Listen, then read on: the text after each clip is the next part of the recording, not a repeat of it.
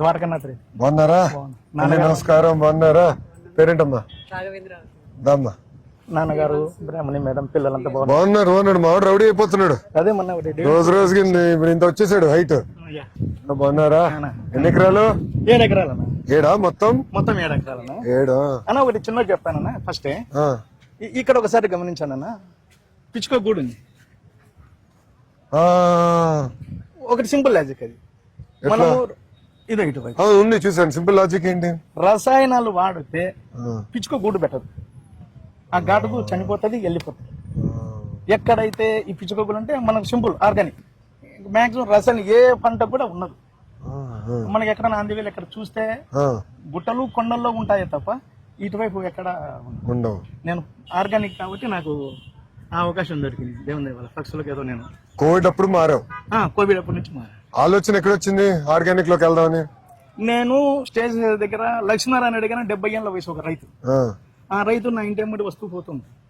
ఆయన నాకు ఫ్రీగా ఫ్రూట్స్ అన్ని తెచ్చేసి ఇచ్చేవాడు. అడగకపోయినా ఫ్రీగా ఇస్తాడు.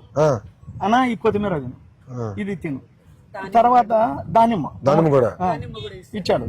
ఒకసారి 1 కిలోన్నర టమోటా ఇచ్చాడు. టమోటా ఇచ్చి నువ్వు తినాకు, పక్కన ఎత్తిపెట్టు, నేను డైలీ నిన్ను కలుస్తాను. 12 రోజులు, అసలు మీరు నమ్మరు, 12 రోజులు చెడిపోనే లేదు. బయటే పెట్టి ఫ్రిడ్జ్ లో పెట్టదు. సలహా ఇచ్చాను నాకు పెద్ద. 12 రోజుల తర్వాత చిక్కిపోవడం అంటారంటే మన రాష్ట్రం పాసిపోకుండా చిక్కిపోవడం మొదలుపెట్టి.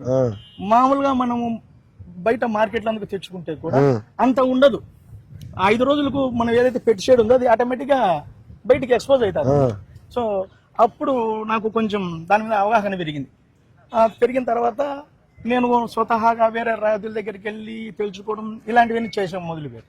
సో అది తెలుసుకున్న తర్వాత నేను మొదలుపెట్టాను. నాకు కొన్ని ఒడిదుడుకులు వచ్చాయి, పంట రాలేదు, తప్పులు జరిగాయి. నేను కొన్ని ఇలాంటి న్యాచురల్ గా ఇబ్బంది పడ్డా. సో నా వీళ్ళు రాగా చూసే వాళ్ళన్నా వీడు పిచ్చోడు గడ్డి అంటాడు, ఆడికి వెళ్ళి మందులు తెచ్చుకొని అంటాడు, ఏదో తయారు చేస్తాడు. సో అట్లా చేస్తాను. నాకు ఆయన వచ్చి సలహా ఇచ్చేవాడు లక్ష్మీనారాయణ రెడ్డి గారు. ఆయనకు అప్పటికి 7 ఏళ్ళ అనుభవం ఉంది. ఆ పెద్ద ఆయన 7 ఏళ్ళు ఉంది, 70 ఏళ్ళ వయసు. సో నాకు దగ్గరకు వచ్చి